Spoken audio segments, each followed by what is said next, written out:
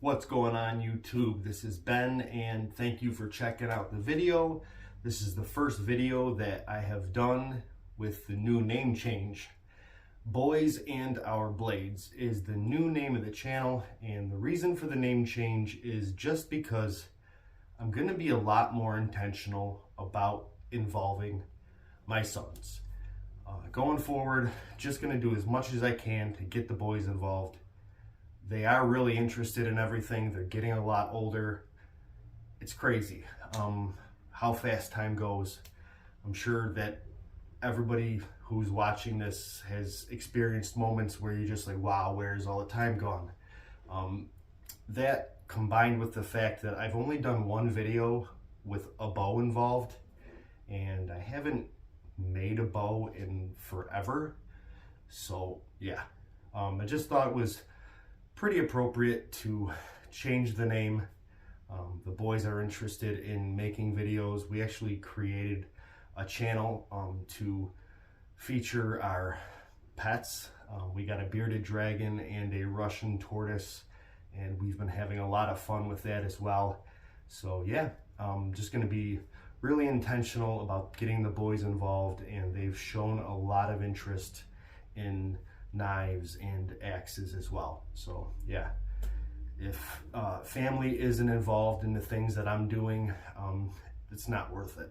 So yeah, be on the lookout for them to be a lot more involved in everything going forward. So in the video today, I'm going to take a look at three American companies with slip joint knives: Kershaw, Buck, and Benchmade. And the knives that I'm going to take a look at and show you guys are right around the $100 to around $150 range. And then at the end of the video, I'm going to bring in a American owned company, but the knife is made in China. And this knife is a lot less expensive though. But I think you'd be surprised to know how much this knife costs. Because at the end of the day, the quality of this knife, in my opinion, is on par with these three American-made knives. The only thing that you don't get with this Chinese-made knife is the knife steel. But the build quality, the fit and finish, in my opinion, it might surpass these three American-made knives. But let's take a look at these four knives. Three American-made, one Chinese-made, American-owned company though. Yeah, let's take a look at these. All right, guys. So, as I said, I'm gonna review and compare these knives here. These knives are gonna fall between about $120 to $155, $160, and these are all American-made slip joint pocket knives, and they're all pretty similar as far as the feel and steels and use. So up top here we have the Buck Saunter, and that is a 154 cm blade steel and a drop point blade. The Kershaw Federalist has a 154 cm clip point blade. This is the largest of the blades. Let me get a measurement on that. Yeah, I turned it the right way. So it's just shy of a 3 1/4. Let's go back to the Buck here. It's about just about 2 1/4, maybe a little shy. And then we have the Benchmade proper, which is an S30V and a sheep's foot blade. Let's get a measurement on that. And that is just almost 2 7/8. So, and these two are green micarta, and this is black micarta. It's not, obviously it's not green, but I'm almost positive it's micarta. It feels exactly the same. One of the differences with this buck knife than all the other buck knives that I've ever had and used is that you have the ability to take this one apart. Most of the time with buck knives, they have pins for their construction of the knives. They don't allow you to take them apart, so it's pretty good to have that option. But yeah, as far as the feel in the hand, they all feel pretty good.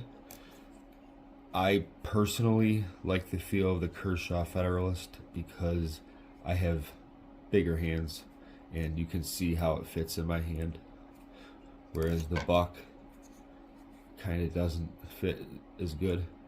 It's still relatively comfortable though. I have heard some people don't really like the fact that there's jimping on the handle, or I'm sorry, on the blade itself, because it's not safe and you can put pressure on the blade. But I don't know how you would ever find yourself in the position to be putting pressure on the blade and have the knife close. Like, it's not physically possible. Like, to be putting pressure on the blade and pressing on the back of the blade, like putting force on something. Like, imagine that. Like, say you're trying to cut through something and you're pushing and your thumb is on the back of the blade at the jimping. How are you going to close it? Because you're putting that much pressure against something. So that literally is the dumbest argument I've ever heard. I don't understand it at all. The Benchmade proper and the Federalist have that. The Buck Saunter does not. So, yeah, it's really a dumb argument. Crazy. But, anyway. Another cool thing about these is that they all have a little lanyard hole in the back. I do like the design of Buck's lanyard hole the best. I find it to be the most aesthetically pleasing. As far as the look of the knife in general, overall, I really like the shield look of this pivot screw on the Kershaw. Looks pretty sharp, and yeah, these are all really easy to maintain knives. All of the blades have like a stone washed finish on them, so they're very easy to maintain. They're not going to stain really easy, and yeah, the fact that they're made in America is just another big plus. So they come razor sharp. The 154 cm is going to be a little bit easier to sharpen than the S30V, and that definitely comes in pretty handy to be able to sharpen it a lot easier. I do like that. Most of the time, you don't have a whole lot of time to sit there and bust out a whetstone and to just sit there for a long time sharpening knives, especially if you have like 2 or 3 that you have to sharpen. Everybody's life is pretty busy these days, so the fact that you can just even once a week take it to a strop and just fine tune the edge or hone the edge, as long as there's no chips or cracks in it, you can just do that once a week. That is really helpful. So a lot of times paying for a better steel than getting just an inexpensive cheap knife off the shelf at Walmart is worth it, especially if it lasts you a lifetime. Like my father has had a Buck Stockman for at least 30 years, and he paid like $40 for it in like 1988. and he swears by that thing, and all he does is just keep it well oiled and maintains it, and he loves it. So as I mentioned, these are all relatively comfortable. As far as the action on these, I gotta say I'm not terribly impressed with any of them. None of them have a half stop. They're all kind of soft there. Now they do snap closed. There's the buck. The Kershaw doesn't has a slight half stop. It doesn't click in, just like a slight half stop. And a very, very gentle close. The Benchmade is similar to the buck.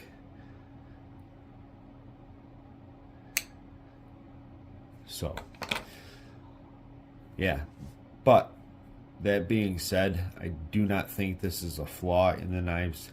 They are very, very secure when they're closed. They're not going to come open in your pocket. So just because they don't slam closed doesn't mean that they're going to open in your pocket or anything like that. It's not a flaw. Just how they're made. Now, so I do want to bring up one other thing. If these are too expensive for you, you can't really afford $130. I did just remember that this was $165 for this Benchmade proper. That is a ton of money.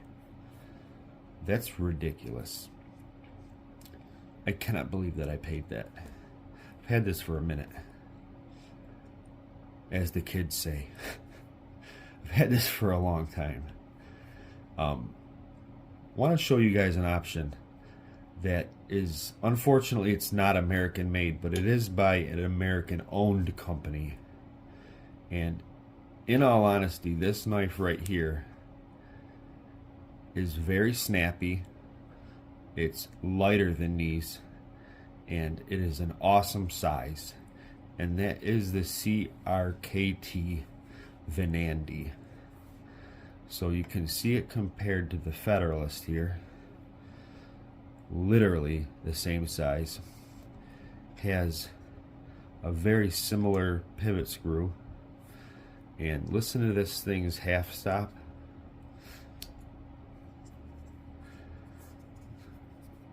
Listen to it close.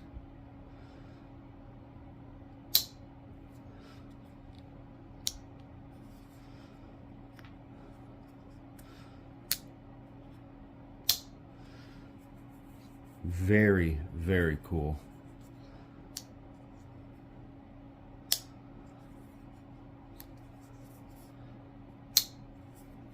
$32. $32. Now, this is 8 CR13 MOV steel, so not a very, very good steel, but very easy to sharpen. Even if you did it with a pull-through sharpener, you can rock that, and this will sharpen right up. And just pull-through sharpener, couple of strops, and you're good to go. So, yeah. Guys, ladies, if you're watching the show, a lady, I doubt there are any watching this. Thank you so much for watching the video. Hit like, hit subscribe. Check out me and the boys video. I'm going to put a link to our channel. Nothing corny. My son Elam came up with that idea for the name. And yeah, check out our bearded dragon and tortoise videos. They would love it. Thank you guys for watching this. Like, subscribe, and we will see you guys soon. Later.